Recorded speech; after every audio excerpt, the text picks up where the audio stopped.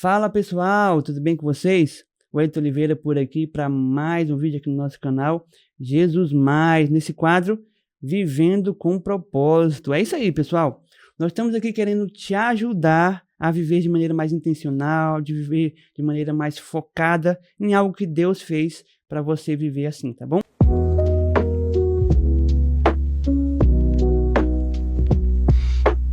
E para isso, nós estamos sempre aqui com o nosso amigo, pastor Davi Moraes. Pastor, obrigado por mais uma vez estar aqui conosco. E hoje vamos falar sobre o amor de Jesus, né? Obrigado, pastor. Exatamente. Hoje nós estamos aqui, mais um vídeo para podermos gravar. Obrigado pela sua audiência, você que tem assistido, que tem compartilhado, que tem comentado aí no nosso canal. Estamos muito felizes por cumprir esse propósito de vivermos para agradar e glorificar a Deus, né? E hoje eu quero compartilhar um texto com você que está em Efésios, capítulo de número 5, verso de número 1 e 2, que diz assim: Sede, pois, imitadores de Deus como filhos amados, e andai em amor como Cristo vos amou, e se entregou a si mesmo por nós, em oferta e sacrifício a Deus em cheiro suave. E hoje nós queremos falar justamente sobre isso. O apóstolo Paulo, nessa carta, que é uma carta muito importante da história da igreja, é a carta que mais fala sobre unidade, sobre como devemos ser imitadores de Cristo, andar como Cristo andou. O capítulo de número 4 ele vai falar muito sobre isso, né? E aí o apóstolo Paulo ele vai começar esse versículo já dando uma ordem, né? Sede, pois, imitadores de Deus. Então essa ordem vocês devem imitar. Agora, por que nós devemos imitar a Deus? E qual é a maneira que nós temos de imitar a Deus, né? E aí nós precisamos entender primeiro que para sermos imitadores de Deus, nós precisamos conhecer quem Ele é. Por quê? E aí o verso de número 1, complemento, vai dizer, como filhos amados. Então o que significa isso? Um filho, ele só consegue imitar o pai porque ele conhece, porque ele convive, porque ele tem intimidade com o pai. Uhum. Um filho, ele começa, por exemplo, a querer vestir o sapato que o pai calça, a vestir a roupa que o pai veste. Ontem mesmo eu cheguei do trabalho, né? Eu uso terno por causa da minha profissão. E aí tirei meu terno, e aí a minha filha já pegou o terno, já foi vestindo o terno. E eu achei aquilo interessante, foi a primeira vez que ela fez isso, né? Ela tem 3 anos de idade.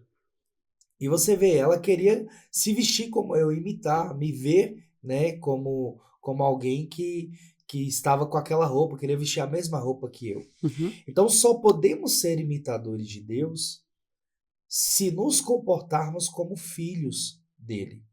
Se tivermos intimidade e conhecermos quem ele é.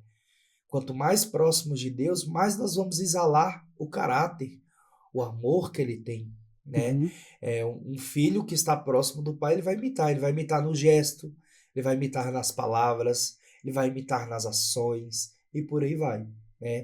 Então, assim, como filhos amados. E aí, nós precisamos entender, estávamos até conversando aqui antes da gravação, precisamos entender que nós não temos um propósito apenas, nós temos vários propósitos dentro da Bíblia Sagrada, indicadas pela Bíblia Sagrada, né? E é interessante saber justamente sobre isso, por quê? Porque o principal propósito não está ligado àquilo que fazemos apenas, mas àquilo que somos. O apóstolo Paulo está dizendo o seguinte: sede, pois, imitadores de Deus como filhos amados. Ele está querendo dizer o seguinte: porque vocês são filhos amados de Deus, vocês podem imitar. Então, o ser vem antes do fazer. Ser filho vem antes de fazer o que um filho faz. Né? Então, isso é importante para nós entendermos e vivermos com propósito. É interessante porque muitas pessoas, até você que está aí do outro lado, talvez você fique achando, pensando, meu propósito é ser pregador. Legal ser pregador. Meu propósito é ser pastor, meu propósito é ser obreiro, meu propósito é tocar. Mas igual o senhor está falando, né? Tem algo antes de você fazer, né? Então a gente tem pequenos propósitos que Deus nos fez com esses propósitos pequenos para também poder nos direcionar no propósito final lá na frente. Que antes de pregar eu tenho que amar a Jesus, tenho que conhecer a Jesus. E um dos propósitos que Jesus nos fez foi esse, amar a Ele, né? Colocar Ele em primeiro lugar, colocar Deus em primeiro lugar. Tanto é que um dos primeiros mandamentos é amarás o Senhor teu Deus, ou seja, ame a Jesus. Então, nós fomos criados com um propósito, amar a Jesus, né? Exatamente. E aí vem a parte 2 o versículo de número 2, né? E andai em amor. Outra versão vai dizer vivei em amor. Vivam em amor. Vivam em amor, É. né? E aí o que acontece? E aí viver com propósito, o andar e o viver tá dando o sentido de prática. Ou seja, vivam na prática, ou pratiquem o amor, ou vivam direcionados pelo amor. Tenham como propósito sempre o amor, tenham como ótica sempre o amor, enxerguem as coisas pela ótica do amor e não pela ótica egoísta, não pela ótica de si mesmo, mas pela ótica do amor. Nós precisamos enxergar isso como um propósito de vida. Eu acho que tem faltado isso, né? Eu acho que hoje em dia tem faltado muito isso, né? Eu lembro que há 5 anos atrás, na pandemia, o amor foi um dos assuntos mais falados, né? Que nós precisamos amar mais, abraçar mais, que precisamos dar mais valor à família e por aí vai. E naquela época, pela ocasião e pelas circunstâncias, nós estávamos muito com esse olhar. Mas já passou um pouco a pandemia, a gente já está mais tranquilo e a gente começa a se esquecer desse amor. Esse amor que é altruísta, esse amor que precisa ser um amor que olha o outro primeiro do que a si mesmo, que suporta o outro mesmo quando o outro é alguém difícil de lidar, por exemplo. E é o que nós temos hoje, a dificuldade, né? Eu vou falar da minha profissão, né? Eu tenho acompanhado casos assim, sendo bem sincero, como advogado, que a gente olha assim e fala, meu Deus, a pessoa quer entrar com uma ação dessa mesmo? Por causa de uma briga de condomínio, por causa de uma briga de trânsito. Não, eu quero ameaçar, eu quero fazer alguma coisa com aquela pessoa, né? Ao invés de colocar uma pedra naquilo e seguir seu caminho, ao invés de perdoar e seguir seu caminho, não, a pessoa quer instigar. Então tá faltando amor mesmo na nossa vida, na nossa comunidade, na nossa geração, né? Esse andar em amor, esse viver em amor. Então a gente precisa olhar para o amor como propósito de vida. É interessante, porque quando a gente coloca o amor como propósito de vida, como um objetivo a ser alcançado, a gente vai trabalhar por ele, né? Tanto para amar a Deus, quanto para amar ao próprio, que o senhor acabou de comentar. E só para o pessoal de casa, ajudar o pessoal de casa, pastor, como que a gente pode demonstrar esse amor a Jesus? De forma bem simples, só para ajudar quem talvez tenha dúvida. Tá, eu tenho que amar a Jesus, mas como que eu devo amar a Jesus? Como que eu devo fazer isso? Esse amor, como é que eu devo demonstrar esse amor? Fazer algo para...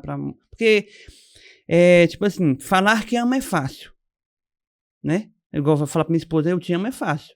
Agora, demonstrar que eu realmente amo é que vai realmente mostrar se meu amor é verdadeiro ou não, né? Então, como é que a gente pode demonstrar esse amor para com Jesus? A demonstração desse amor para com Jesus passa por alguns fatores. O primeiro é a renúncia. Você vai precisar renunciar a si mesmo, as suas vontades, os seus desejos. E aí temos um grande problema, né? Esse é o grande problema. Segundo, amar vai exigir prioridade, né? Então a gente vai aprender a priorizar, né? Eu costumo falar nos casamentos que eu ministro que até aquele momento, antes do casamento, o casal que está ali se casando tinha como prioridade de relacionamento o relacionamento com seus pais. A partir do momento que se casa, a prioridade se torna o seu marido.